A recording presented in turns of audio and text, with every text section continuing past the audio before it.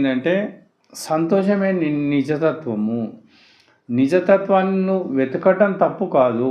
కానీ తప్పేమిటంటే అక్కడ రమణ మహర్షి గారు ఏమంటారంటే, నీ నిజతత్వము నువ్వు ఆనంద స్వరూపుడవని నీకు తెలుసు, కానీ నీకు తెలియటం లేదు, ఆనందం రావటం లేదు. ఆ ఆనందం ఎట్లా వస్తుందని నువ్వు బయట వెతుకుతున్నావు.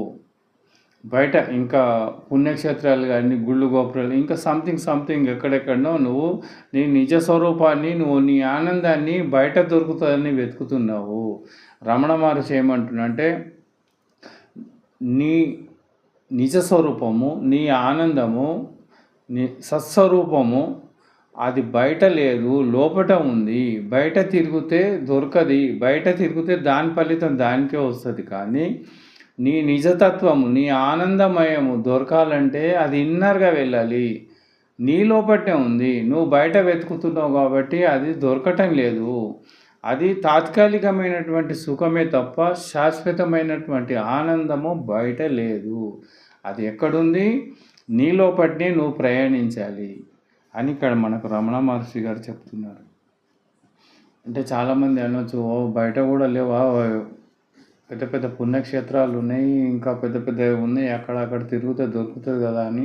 అది వాస్తవమే. కానీ బయట తిరిగిందంతా కూడా తాత్కాలికమైనటువంటి సుఖమే, అది శాశ్వతమైనటువంటి సుఖం కాదు. రమణ మహర్షి చెప్పేది నీ తత్వాన్ని, నువ్వు ఆత్మస్వరూపుడివి, నువ్వు ఎలా ఉన్నావు తెలుసుకోవాలంటే నీ లోపట ఇన్నర్గా వెళ్ళాలి. అది బయట వెళ్తే దొరికేది కాదు. అది స్థూలంగా వెతికితే దొరికేది కాదు. సూక్ష్మంగా నీ మనసుతోటి నువ్వు లోపలికి వెళ్ళాలి, ఇన్నర్గా వెళ్ళాలి. ఆలోచిస్తే దొరికేది కాదు. ఆలోచన రహితమై నిరంతరం నీ లోపటినే నువ్వు రమిస్తూ ఉంటే దానికి శ్రద్ధ సబూరి, దానికి పూర్ణ విశ్వాసం ఉండాలి.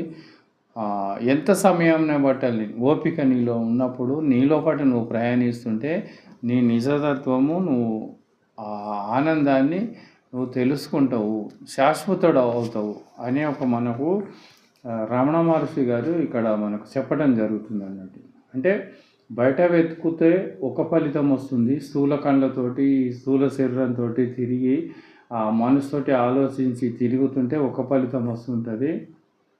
తిరగకుండా, మనసు తిరగకుండా, శరీరం తిరగకుండా, నిశ్చలంగా ఆలోచన లేకుండా నీ లోపల నువ్వు పోయినప్పుడు శాశ్వత ఆనందం నీకు అనుభూతిలోకి వస్తుందని రమణ మహర్షి గారు చెప్తున్నారు. ఇంకొకటి ఏంటంటే, పంచేంద్రియాలను అవసరమైనప్పుడు మాత్రమే వాడటమే మౌనము. ధ్యానం చేస్తున్నాం, మౌనం కూడా అవసరమా అని అడగవచ్చు. అంటే